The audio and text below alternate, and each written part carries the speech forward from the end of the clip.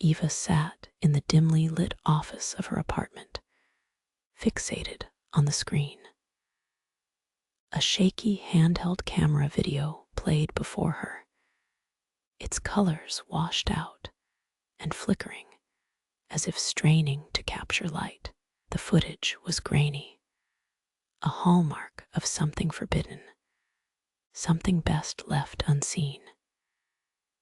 It showed a poorly lit expanse of endless bone-laden walls, the echoes of history embedded in every skeletal fragment that lined them.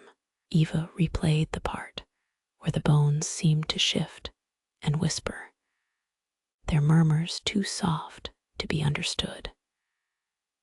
This was the Paris Catacombs at its most sinister, and it called to her restless spirit.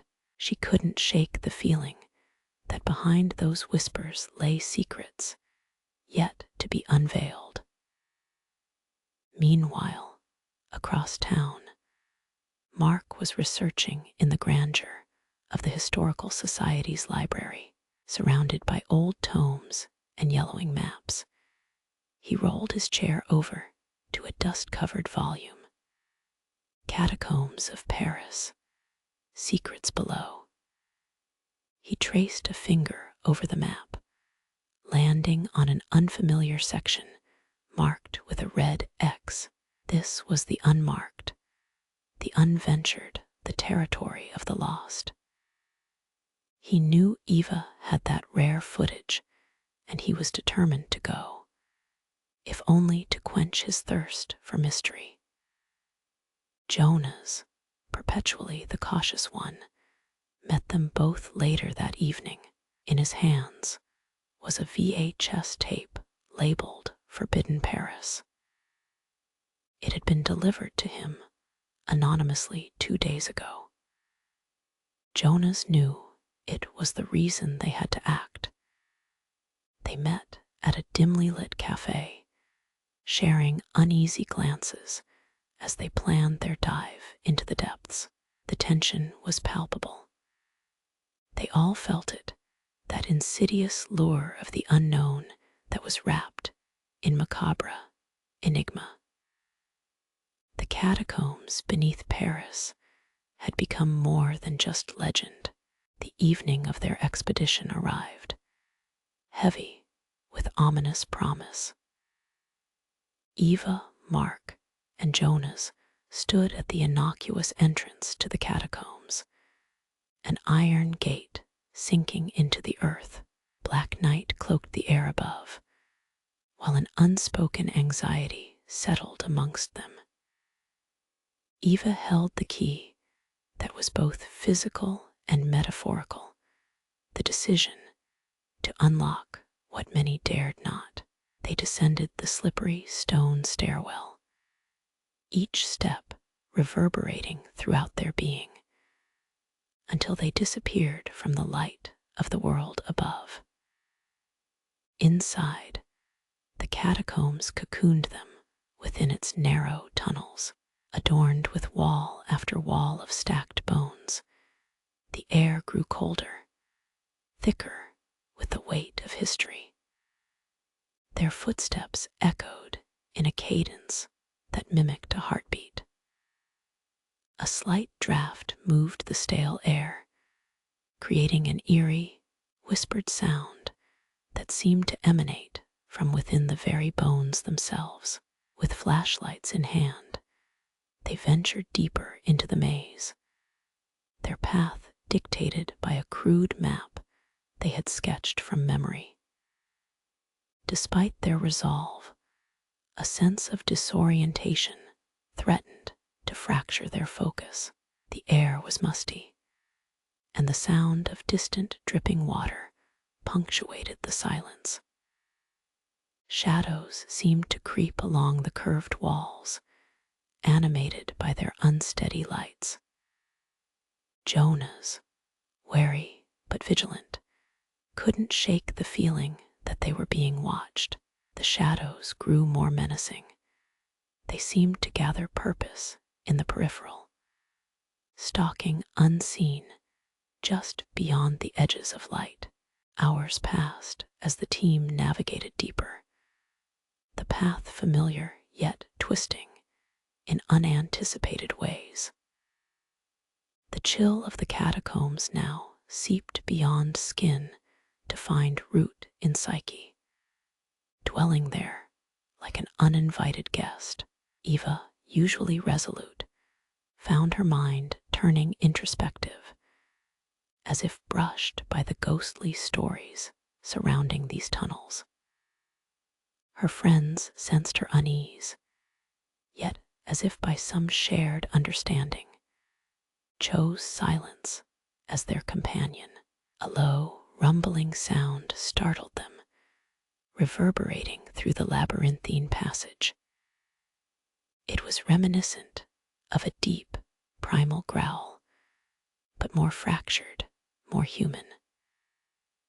The sound seemed to seep from walls around them, pervading the stone. Mark held up the map, trying to orient themselves amidst the shifting shadows. His hands trembled faintly, a reflection of the building dread that enwrapped them. Nearing what Mark deduced to be an uncharted tunnel, they witnessed something chilling, a light, a flickering unnatural glow, bright against the blackness. It sat beyond a barricade of loosely scattered bones, as if to warn voyagers away. Silent communication passed between them, a nod to proceed. As they navigated through the obstacle, the air felt different, dense with unspoken vows and decayed history. They emerged into a chamber unlike any they had seen. The chamber was vast, more of a cathedral to forgotten rites than a burial ground. At its center stood an altar assembled from femurs and skulls. The remains felt less like a memorial, more like participants in a construction of dark reverence. The air carried the scent of old incense, mixing with the dampness, a sacrilegious aroma that enticed and revolted in equal measure. On the walls were carvings, spidery inscriptions that looped and spiraled in a language long dead, rough hewn in the bones. Each was connected by dark lines, whose origin seemed ritualistic. Jonas, trained in linguistics, traced them with his eyes, the symbols moving under his gaze in his mind's eye, vivid and alive. He muttered translations, fragmented and uncertain, whispering of devotion and binding and eternal return. A sudden chill enveloped the room, and the lights of their flashlights sputtered and blinked erratically. A sense of presence weighed heavier against their skins, layered and cold. It felt as if eyes unseen laid bare their souls, ushering chills down their spine that resonated like a distant drum.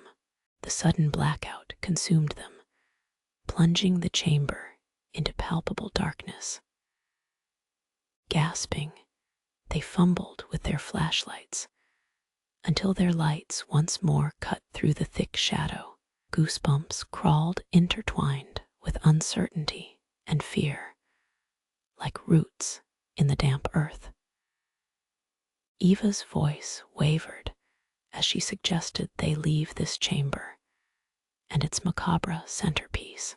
As they traced their steps back, each step echoed with newfound caution, the feeling of trespass sharper with every movement. But the path out seemed to dismantle itself in front of them, with shadow currents leading them astray. The tunnel they entered from had warped, shifted into unknown deviations. Whispers, distant but entwined with the roots of walls, called to them, their words muddled and alien.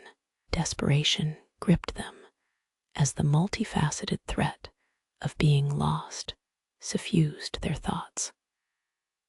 For Jonas, every whisper felt increasingly personal, nodules from a deep ancestry pressing upon his mind. He could sense the bones reaching out in sound, touching parts of the subconscious dormant for generations. The catacombs were, he realized, alive in more ways than one, animate with stories of past lives, each with unfinished secrets to haunt the living. Pushed by the tide of unease, they stumbled into a new clearing, and the walls once again melted into carved bones and symbols. The new area seemed more like a sanctuary designed for some clandestine gathering, complete with worn animal skins and a stone basin stained with time. The basin bubbled faintly, a sound that scraped like whispers against their nerves. In this room, the air was dense, almost solid, with a presence willing their entrance. They eyed the room cautiously, hesitant to disturb the stilled elements within, root-bound by long-sealed intentions. Mark absent-mindedly touched one of the animal skins, perceiving images of wild celebrations, subtle movements caught out of the corner of his eye. A sweep of air extinguished any sound save that of their beating hearts. They gathered at a point where the power of thoughts twisted the very vapor of the air and enlivened the etched symbols on the wall. Jonas closed his eyes, absorbed, pushed beyond the realm of his understanding into images flickering onto the screen of his mental theater, faces of past rituals. Something about this place rang true to a memory long forgotten by time. As the next path emerged before them, it was Eva who noted the eerily familiar layout, like an incomplete cycle, yet to be completed. The tunnels murmured secrets directly to her now, an argument between the rational and the unexplainable beat beneath her thinning patience. Her determination was fading, devoured by creeping shadows that beckoned her to linger. Moving onwards, they encountered skeletal formations that defied logic, human remains arranged as if mid-ritual, captured in time's amber, yet vibrating with an unspecified resonance. Unseen forces seemed to weave through the very mood of the place, magnifying their trek through this unsettling maze. A grinding noise arose, unsettling and near. The urge to run pushed them against their caution. Each struggled with primal instincts sparking against reason. But Eva gestured for silence, convinced she understood the rhythm that guided this dark world. It transmitted warnings in pulses almost too low to be captured by the ear, messages discarded by the ages, tales of those who entered and did not return. When they finally stopped, it was because they had reached a chamber whose boundaries seemed to dissolve into the shadows, unsure where stone ended and night continued. Runes glowed faintly upon the walls. Their shimmer seemed in sync with their anxious heartbeats. They were weary now, with fatigue climbing over their defenses. The psychedelic dance of light and dark bewitched the senses. Here, They found remnants of a dwelling, remnants of life, long since extinguished, yet haunted by its own memory, fragments of objects, an overturned chair, scraps of cloth decomposed with time, hinting at a presence long vacated. Yet a feeling of not being alone pressed heavier on their shoulders than the night itself. In this haunted emptiness, the realization came. The whispers that had once brushed their ears now pulsed with urgency, demanding to be heard. They were not merely echoes of voice, but reflections of 1,000 tales, converging here, seeking outlet through unexpected travelers. The catacombs were a living manuscript of existence beyond the veil of death, a narrative not bound by time latched onto their senses, a ritual enacted here, a cycle repeated eternally.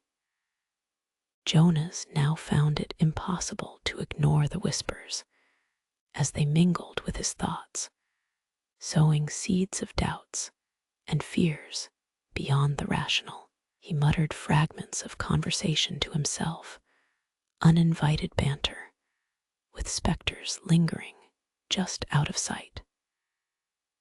In this surreal state, Eva was drawn to a glint on the floor, a small object half buried, metallic, and worn by time's hand. It bore inscriptions similar to those on the chamber walls. Touching it was like bridging the mortal realm to the world beyond. Her mind ignited with visions of dark meetings, binding vows whispered in twilight shadows. The object thrummed with energy, and suddenly the air around them churned. Walls began to recede, and the darkness unfurled, painting their thoughts with abstract fears now made corporeal. The lines between reality and imagination blurred beyond comprehension, and the shadows whispered stories of the labyrinth, weaving them into myths of those who dared to trespass and never returned. The air grew impatient, thick with anticipation. They were acolytes now, willing or not, of something aged beyond comprehension. Once again, they were plunged into darkness, the shadows insulating them with only a crushing silence for company. There was a finality to their position that they could not breach by mere will, lost within experiences linked to nightmares. Eva, the last bastion of resolve, gripped the small metallic piece, finding solace in its tangible reality. She confronted the whispers, haunting, insistent, and now demanding. Her hardened breath echoed a challenge to the awakening realm. She would not succumb to the curse that spoke within the air. A peculiar clarity emerged amidst the mental chaos. Instead of leading to an end, the labyrinth unfolded, more intricate with each layer explored. The shadows shifted and churned, the catacombs proving they were not mere witnesses to history, but participants in a cyclical play. They were not trapped. They had walked willingly into an ephemeral grace of eerie transcendence, where yesterday was tomorrow and dark was light.